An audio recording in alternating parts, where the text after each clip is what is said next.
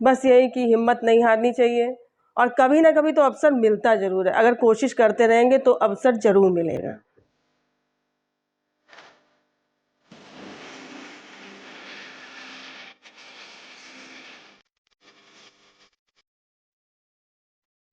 नमस्कार। इस बात में आपका स्वागत है। मैं हूं संतोष कुमार पांडे। दोस्तों, जैसा कि आप जानते हैं कि हम अपने विशेष कार्यक्रम मैंने अनुभव से सीखा है के माध्यम से समाज की उन छुपी शख्सियत से मिलाते हैं जो इसी समाज में रहकर कुछ अलग तरीके के काम कर रहे हैं और वो लोग चुपके चुपके इस समाज में उभर कर एक नई पहचान, अलग पहचान बना रहे हैं। इसी कड़ी में आज हमारे साथ में लखनऊ की एक उभरती महिला उद्यमी हैं, जिनसे हम बातचीत करेंगे और उनके संघर्ष के बारे में, उनके सफ़र के बारे में हम जानने की कोशिश करेंगे।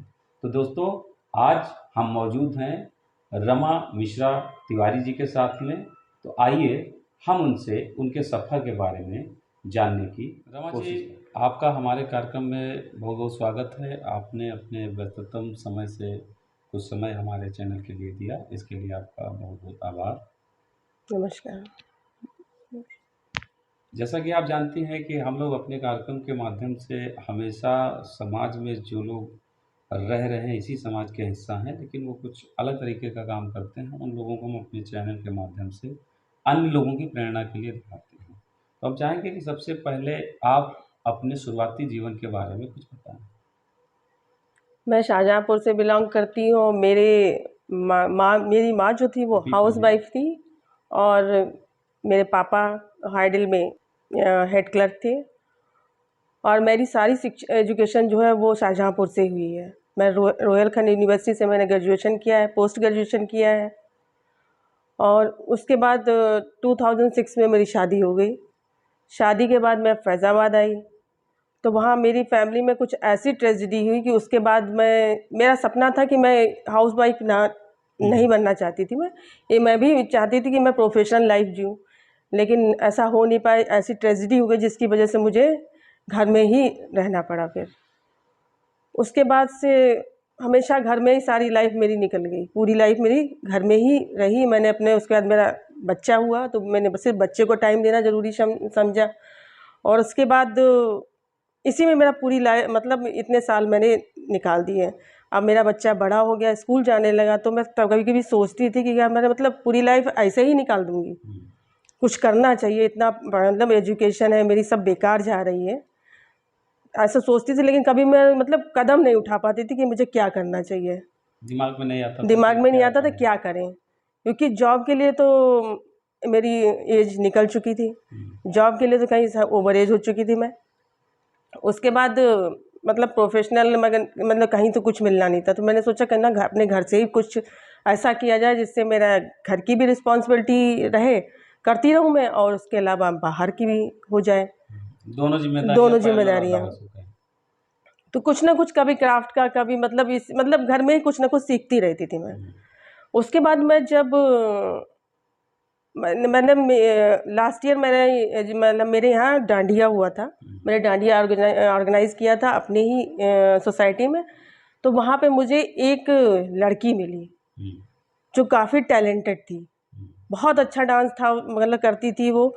लेकिन वो मतलब किसी कारणवश उसको मतलब स्टेज नहीं मिला कि कहीं वो अच्छी जगह पहुँच पाती। मुझे उसका डांस बहुत अच्छा लगा, मुझे बहुत, सामान्यतः हाँ बहुत सारी प्रतिभाओं के साथ हो हाँ ही जाता है। बहुत अट्रैक्ट किया उस लड़की ने, तो मैं तो उसके डांस देख के रह गई थी। उसके बाद चलिए मेरा मेरा प्रोग्राम वहाँ से हो गया। उसके बाद मैं घर आ गई। करीब 4-5 दिन बाद वो लड़की मेरे पास खुद आई चल के। वो मेरे से बोली आके, हाँ बोली तो जब वो मेरे पास आई तो मुझे बड़ा अच्छा लगा मिल के उससे बातचीत होने लगी। तब उसने बताया, मैंने कहा तुम इतना अच्छा डांस करती हो, तुमने कहीं ट्राई नहीं किया किसी कंपटीशन वगैरह में? तो बोली हाँ ट्राई किया था, मेरा हुआ भी था डांस इंडिया डांस में, उसका सिलेक्शन भी हुआ था। लेकिन वो फाइनेंशियल दिक्कत की वजह से वो वहाँ तक पहुँचे, दिल्ली तक पहुँच नहीं पाई वो, इसलिए उसको छोड़ना पड़ा। तो मैंने सोचा अब वो मतलब इसी बारे में बात करी तो मेरा भी ध्यान गया कि एरोबिक्स तो मैंने भी सीखा था। तो मैंने उसके साथ मिलकर मैंने ये सोचा क्यों ना डांस क्लास शुरू की जाए। तो वो भी तैयार होगी, बोली हाँ ये आप तो सही करें। मैंने चलिए ऑनलाइन क्लासेस शुरू करते हैं। तो मैंने उसके साथ ये डांस स्टूडियो डाला, जिसमें मैं एरोबिक्स की क्लासेस भी देती हूँ और डांस क्लास भी अच्छा, तो हमारी। ये एरोबिक्स की क्लास आप बतौर मतलब वो इसलिए मैंने, क्योंकि आजकल लेडीज जो है ना फिटनेस पे ध्यान नहीं देती हैं। मैं खुद नहीं देती थी, मैं दूसरों को क्या कहूँ, मैं खुद नहीं देती थी। और जबकि मैंने एरोबिक्स मतलब ज्वाइन भी किया था, मैंने 1 साल किया भी है उसको, फिर मैंने छोड़ दिया।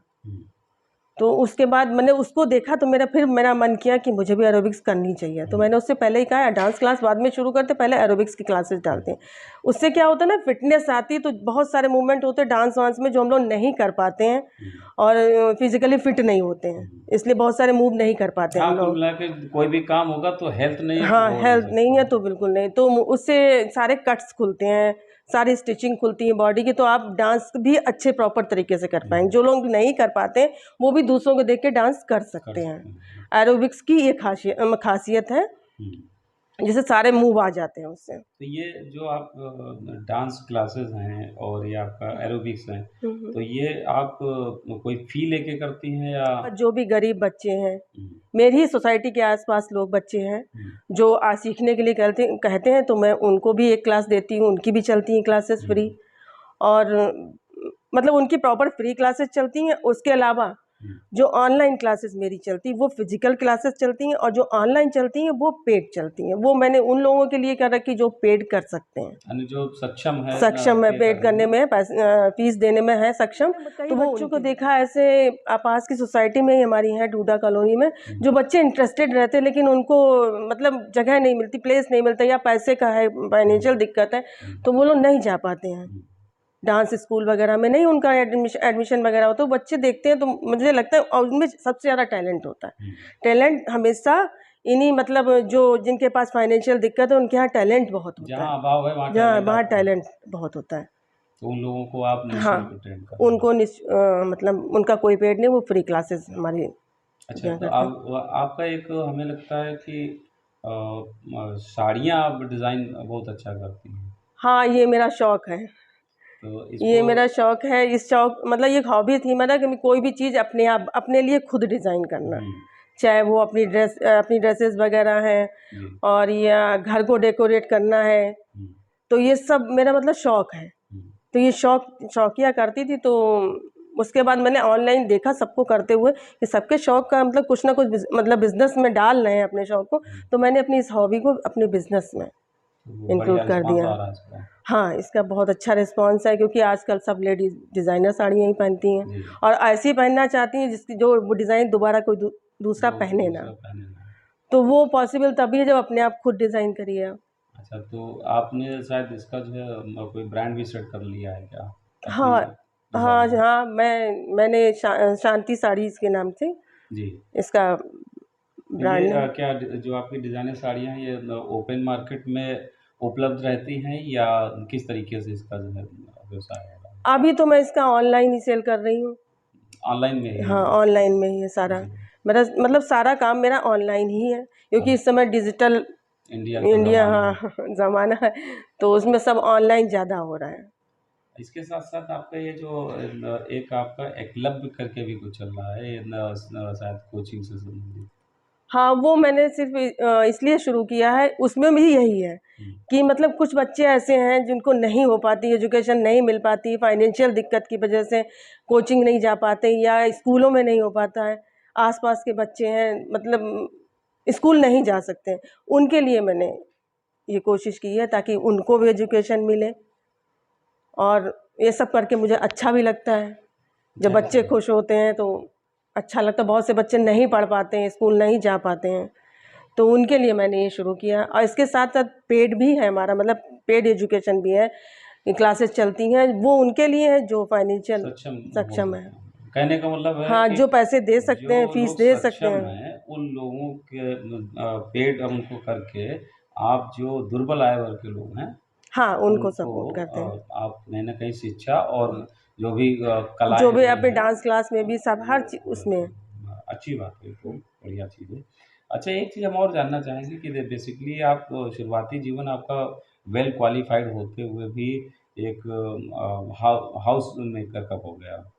इसके बाद में बीच में एक आपने बताया कि काफ़ी लंबा समय गुज़रा जो कि तमाम परिस्थितियाँ प्रतिकूल रहीं, उसके बाद में आपने अपने को पुनः जो है स्थापित किया एक महिला उद्यमी के रूप में, और आपके कदम दिन पर दिन बढ़ रहे हैं। आपके एकलव्य की देखें, या आपका शांति साड़ीज़ देखें, या आपका एरोबिक्स क्लासेस है, डांस अकेडमी है, और ये शायद आपने माधव क्रिएशंस इसका पूरा। हाँ, इन सभी तीनों जो हमारे वेंचर या जो भी चल रहे हैं हमारी प्रोसेस में, एजुकेशन क्लासेस चल रही हैं या डांस क्लासेस चल रही हैं, एरोबिक्स क्लासेस हैं, इनको तीनों को एक ऑर्गेनाइजेशन हमारे माधव क्रिएशन है जी उसी उसी के उद्यम है नए। जी।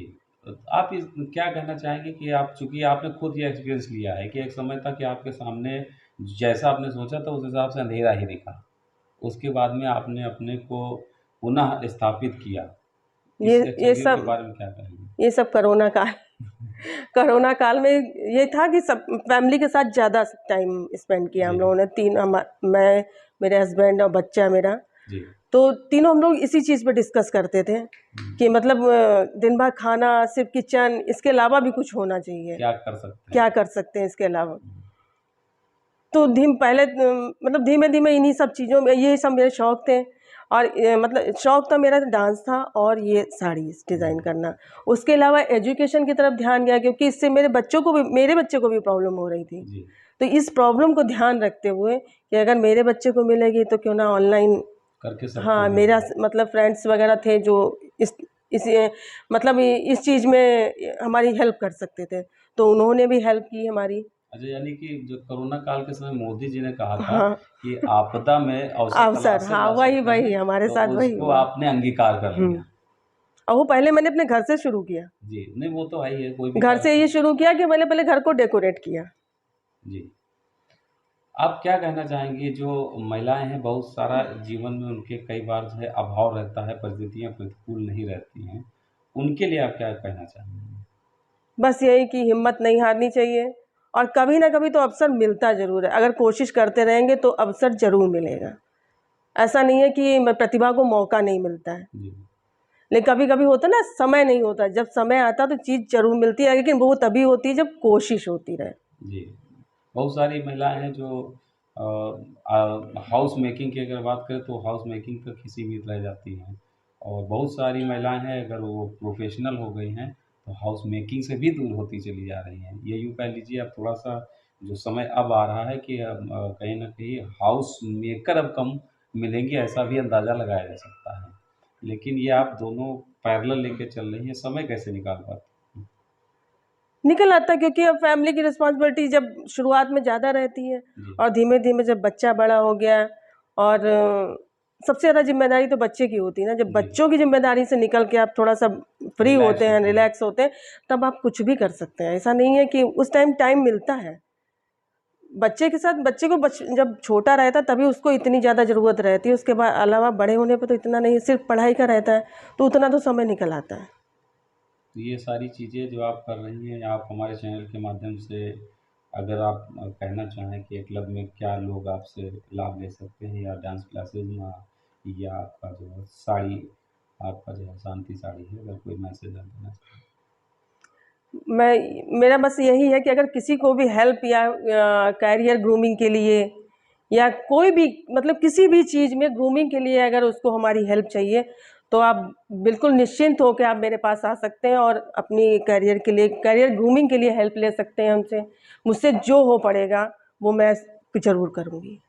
चलिए, चल आपने आज इतना सारा हमको समय दिया, हम आपका धन्यवाद करते हैं। इसी तरीके से आप दिन प्रतिदिन उन्नत करते रहें, यही हमारी शुभकामनाएँ हैं।